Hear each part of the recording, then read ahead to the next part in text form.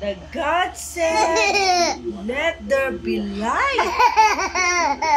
And there was light. And God saw the light was good. Then He separated the light from the dark.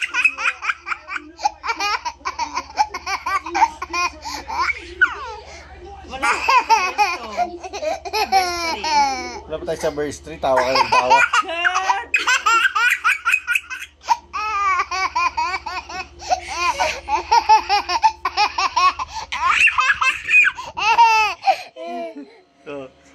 Verse 3. Listen to mom. Listen.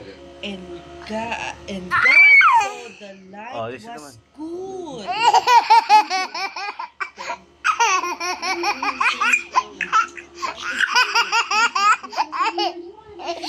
Then He separated the light from the darkness.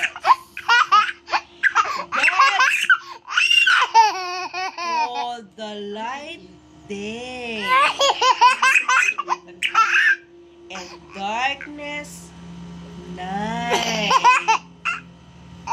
And evening passed, and morning came, marking the first day. Oh, tama na. Hanggang first day lang muna tayo. First day lang muna.